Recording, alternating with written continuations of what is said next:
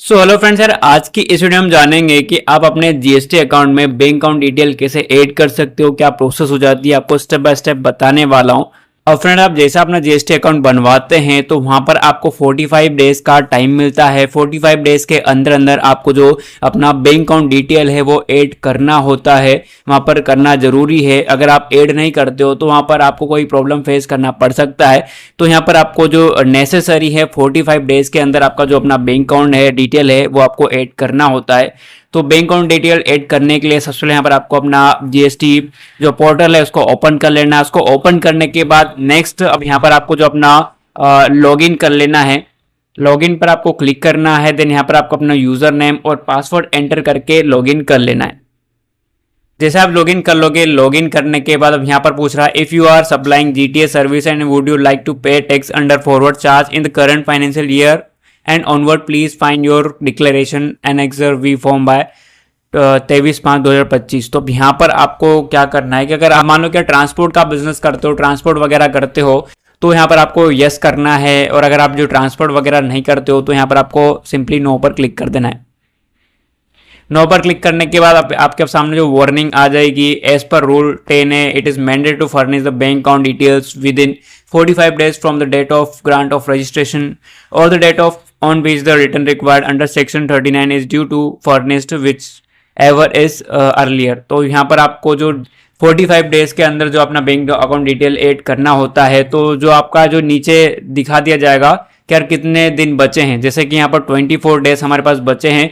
24 days के अंदर अंदर हमको जो बैंक अकाउंट डिटेल ऐड करना होता है तो यहाँ पर आपको जो जरूरी हो जाता है। तो हम सिंपल से जो फाइल अमेंडमेंट पर क्लिक करते हैं। जैसा ही फाइल अमेंडमेंट पर क्लिक करेंगे, इस पर क्लिक करने के बाद जो भी आपका पेज है बैंक अकाउंट डिटेल ऐड करने का वो आपके पास ओपन हो जाएगा। अब पेज ओपन हो जाने के बाद आपको नीचे स्क्रॉल करना है। देन यहाँ पर आपको ऑप्शन मिलेगा अपना बैंक अकाउंट डिटेल ऐड करने का, जो अमेंडमेंट वगैरह यहाँ पर आपको ऐड करना है। मान लो कि आपके सामने जो वार्निंग का मैसेज नहीं आ रहा है तो यहाँ पर आपको बैंक अकाउंट डिटेल ऐड करने के लिए कहाँ पर जाना होगा। तो उसके लिए फ्रेंड्स यहाँ पर आपको ऑप्शन मिलता है सर्विसेज वाला। आपको सर्विसेज पर क्लिक करना है। देन यहाँ पर आपको रजिस्ट्रेशन पर क्लिक करना है। देन यहाँ पर आपको ऑप्शन मिलेगा amendment of registration non core fields, इस पर आपको क्लिक करना है। इस पर क्लिक करोगे तो भी आपके सामने जो ये पेज ओपन हो जाएगा।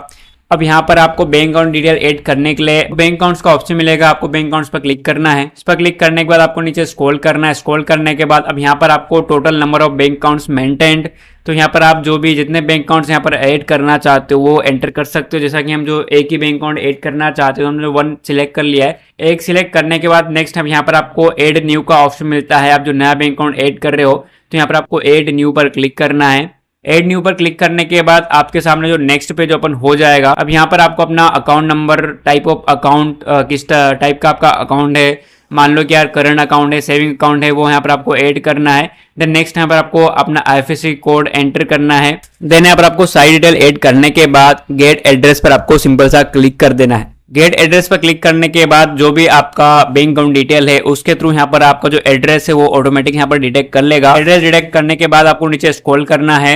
अब यहाँ पर आपको क्या मिल रहा है, branch and address of the bank, state bank of India. तो यहाँ पर आपको वैलिडेट अकाउंट डिटेल्स का ऑप्शन मिलेगा। तो आपको वैलिडेट अकाउंट डिटेल्स पर क्लिक कर देना है। देन यहाँ पर आपको कुछ टाइम वेट करना पड़ेगा वैलिडेट के लिए। तो यहाँ पर आपको वेट कर लेना है। देन नीचे आपको स्क्रॉल कर लेना है। स्क्रॉल करने के बाद अब नेक्स्ट यहाँ पर आपको डॉक्यूमेंट अपलोड करना पड़ता है। तो इन तीनों में से आप जो कोई भी एक डॉक्यूमेंट अपलोड कर सकते हो। मान लो कि आपके पास जो बैंक स्टेटमेंट है तो आप उसकी फाइल अपलोड कर सकते हो, या फिर कैंसिल चेक है आपके पास उसको अपलोड कर सकते हो, या फिर आप अपने पासबुक का जो पेज है पहला जो डिटेल लिखा होता है उसको भी यहाँ पर अपलोड कर सकते हो। तो यहाँ पर आपको अमेंडमेंट डिटेल का ऑप्शन मिलता है। अमेंडमेंट डिटेल में यहाँ पर आपको जिस भी डेट को आप जो अकाउंट ऐड कर रहे हो उस डेट को यहाँ पर आपको एंटर करना होता है। तो यहाँ पर आपको रीजन फॉर अमेंडमेंट का ऑप्शन मिलता है। तो यहाँ पर आपको रीजन एंटर करना है कि आपका क्या रीजन है। तो यहाँ पर आपको सिंपल सा एडिंग बैंक डिटेल्स टाइप कर देना है। ऐसा रीजन देने के बाद नेक्स्ट यहाँ पर आपको सेव एंड कंटिन्यू का ऑप्शन मिलेगा। आपको सेव एंड कंटिन्यू पर क्लिक कर देना है। सेव एंड कंटिन्यू पर क्लिक करने के बाद नेक्स्ट पेज आपके सामने ओपन हो जाएगा। अब यहाँ पर अगर आप और भी बैंक अकाउंट ऐड करना चाहते हो तो नीचे आप और भी बैंक अकाउंट ऐड कर सकते हो। और अगर आपको बैंक अकाउंट सिर्फ एक ही बैंक अकाउंट को मैनेज करना है, एक को ऐड करना है, तो यहाँ पर आप जो इस पर सिंपल सा कंटिन्यू कर देना है। कंटिन्यू करने के बाद नेक्स्ट अब यहाँ पर आपको वेरिफिकेशन का पेज मिलेगा। तो अब यहाँ पर आपको फ्रेंड्स यहाँ पर आपको कुछ भी नहीं करना है, जो एज इट इज है ऐसा कैसा यहाँ पर आपको छोड़ देना है। देन यहाँ पर आपको नीचे ऑप्शन मिलेगा सेव एंड कंटिन्यू वाला, इस पर आपको क्लिक कर देना है। देन फ्रेंड्स यहाँ पर आपको लास्ट स्टेप मिलता है वेरिफिकेशन वाला। तो वेरिफिकेशन में यहाँ पर आपको इसको सिलेक्ट कर लेना है, इसको टिक कर लेना है। I hereby solemnly affirm and declare that the information given hereby above is true and correct to the best of knowledge and beliefs and nothing has been cancelled therefore. तो ये जो बोल रहा है, जो हमारे द्वारा details है वो सारी सही है।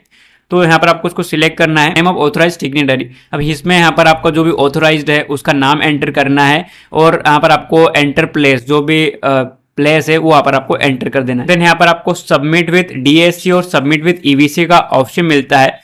तो यहाँ पर आप जो नॉर्मली यूज के लिए, ईवीसी का मतलब होता है आपका जो भी रजिस्टर्ड मोबाइल नंबर है उस पर ओटीपी आता है, और जो डीएससी है ये ऑप्शन कंपनी एलएलपी या पार्टनरशिप फर्म के लिए होता है। तो आपको डीएससी वगैरह नहीं करना है। अगर आपका कंपनी एलएलपी या पार्टनरशिप फर्म के लिए मैंडेटरी है तो आप जो डीएससी को सिलेक्ट कर सकते हो और उसका जो फॉर्म वगैरह भर सकते हो। और अगर आप जो नॉर्मल यूज के लिए यूज कर रहे हो तो आपको सिंपल सा जो सबमिट विथ ईवीसी पर क्लिक कर देना है। सबमिट विथ ईवीसी पर क्लिक करने के बाद आपके पास जो एक ओटीपी जाएगा उस ओटीपी को आपको फिल कर देना है। देन ओटीपी फिल करने के बाद वैलिडेट ओटीपी पर क्लिक कर देना है।